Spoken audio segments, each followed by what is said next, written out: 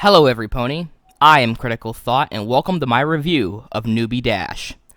With another new Season 6 episode comes another new writer ready to take the helm on this fantastic show. Enter Dave Rapp. This man, like the Fox Bros from The Gift of the Maud Pie, has never written for an animated show before. He is mostly known for working on a couple episodes of the hit CBS crime drama Without a Trace. With such a small filmography to his name and such a big leap in character development for Rainbow Dash in this episode, DHX was taking a huge risk by handing this monumentally important episode to a new writer. Will Dave Rapp manage to deliver the payoff that fans have been waiting nearly 6 years for, or will he utterly ruin the character of Rainbow Dash? Let's find out. We begin this episode with Scootaloo catching up to Rainbow Dash to tell her that her Rainbow Dash fan club will be at the upcoming Wonderbolt show in Ponyville to see her. Dashie, however, says to Scootaloo that she likely won't be performing in the show since she's only a Wonderbolt reserve, and will only be performing if one of the Wonderbolts isn't able to fly.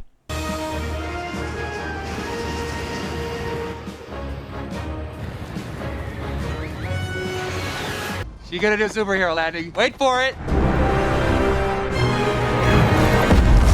Woo! Superhero landing! Yeah, that's really hard on your knees. Totally impractical, they all do it.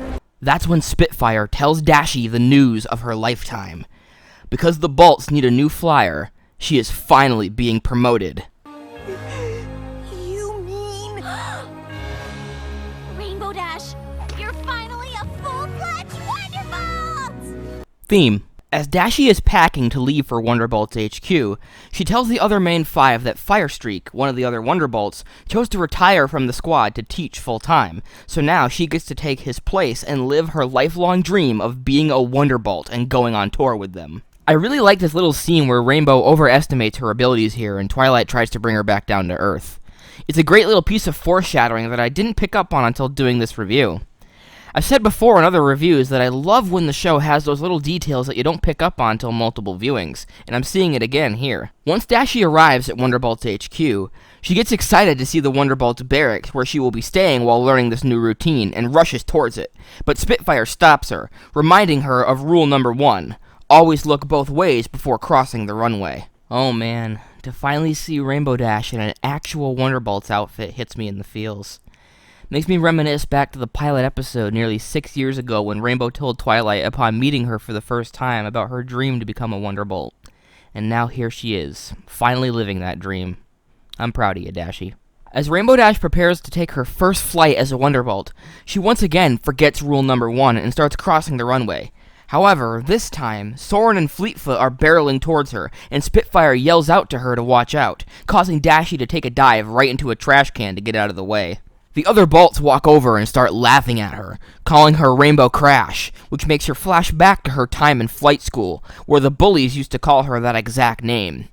It's pretty clear that this name bothers Rainbow quite a bit, especially when she tries to practice the routine later, not being able to keep formation with everyone continuing to call her Crash. When Rainbow returns home for the day, she's greeted by her friends in the CMC, ready to throw her a big party to celebrate her becoming a Wonderbolt. But Rainbow was visibly upset, eventually telling them about the name-calling. Well, look at the bright side. At least they didn't call you Rainbow Trash. Again with the insensitivity, Pinky? I thought we were past this after your horrible incident in Philly Vanilli.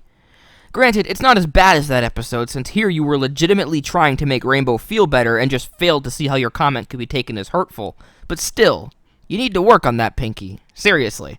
Rarity then suggests that Rainbow try to stand out for something else, so the incident that the Wonderbolts keep making fun of her for will be forgotten, which she agrees with, and it effectively lifts her spirits. The next morning, Soren wakes up to see Rainbow Dash right in front of him, being super energetic. It's clear pretty quickly that Rainbow is trying to mimic Pinkie Pie's mannerisms, even going so far as to style her mane like Pinkie's. After I had seen this episode for the first time, I took to Twitter and realized that while many enjoyed this episode, they said that these subsequent scenes where Rainbow tries impersonating the other main five were seen as cringeworthy. However, I have to disagree.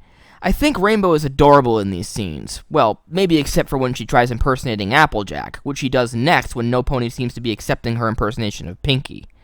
I have to admit, the Applejack impersonation is a bit odd. But nevertheless, I found most of these impressions to be quite cute and hilarious. Also, why are there only 2 bedspreads with lightning bolt patterns on them? Why are the rest of them pattern-free? Whatever, I'm getting distracted. Let's continue. Rainbow tries impersonating Twilight next by putting on some glasses and reading a book, mentioning lots of scientific mumbo-jumbo to Spitfire and the other Wonderbolts. I'm always finding so much interesting information in books. In fact, a lot of ponies call me Reading Rainbow. Dat pun, though. Dashie then attempts to play up the cute Fluttershy angle. And by God, is this one of the most adorable moments so far in Season 6. Finally, Dash tries on the Rarity personality. I love Soren's reaction here to Rainbow Fash. Spitfire then approaches Rainbow to tell her to cut out the acting and just focus on learning the routine. She tries to motivate Dashie by opening up her locker to show her that she now has her own Wonderbolt jacket, but Dashie is heartbroken to see that her nickname, Crash, is listed on it instead of her real name. Spitfire then says that's the way it is for every Wonderbolt on the team, but that doesn't make her feel any better. Later that day, it's time for the performance. The main 5 in the CMC take their seats, but soon Rainbow comes over and asks to borrow Scootaloo. Dashie drops Scoots on a nearby ridge and says she wants her to ride down a ramp on her scooter and kick a storm cloud into her path, creating a spectacle of lightning behind her as she flies by. Scootaloo is unsure about this plan, but she goes along with it anyway. When Dashie tries to put the plan into action, however, she utterly fails, crashing into a couple trees before flying through another storm cloud, shocking herself and landing in Pinky's cotton candy. After her injuries are treated and she gets out of the medical tent, Dashie apologizes to Spitfire, saying that she maybe doesn't have what it takes to be a Wonderbolt after all. But Soren says she is the best flyer they've ever had. When Rainbow brings up her nickname, it turns out every Wonderbolt there has a nickname based on something embarrassing they did during their first day on the squad. Spitfire's is apparently so embarrassing we don't get to hear it, and she only feels comfortable whispering it to Rainbow Dash. We then get the moral for this episode. Showboating is bad, and sometimes you need to be content with fitting in. This moral isn't terrible, as it can be important for some people, especially the overly flamboyant bronies who don't know when enough is enough. However, I feel like the context in which this moral was delivered in, as well as how one could easily receive mixed messages when comparing this episode's moral to morals in other episodes, subtracts from its overall impact. We close out this episode with the main 5 in the CMC kicking up on Dashie, who's happier than ever to be a Wonderbolt. So, what did I think of Newbie Dash? Yeah, pretty much that. This episode had a lot of ups and downs. I did enjoy seeing Rainbow as a Wonderbolt, and while it's not a total return to form, seeing Spitfire return to her roots a little bit as a calm and level-headed leader was nice to see, as opposed to her portrayal in Season 3's Wonderbolt Academy. The comedy was also good and plentiful, as there were many scenes that had me laughing. In fact, probably more so than most other episodes this season so far. I was glad to get a little bit more clarity on what the Wonderbolts are in this episode as well, as other episodes have kinda teetered back and forth on whether to treat them as the military or a performance group. However, I do have some major complaints about this episode. One of these is the teaching of army brat life to kids. Children don't really need to be witnessing that kind of military treatment of their favorite characters, where they are subjected to harassment and teasing and expected to laugh it off.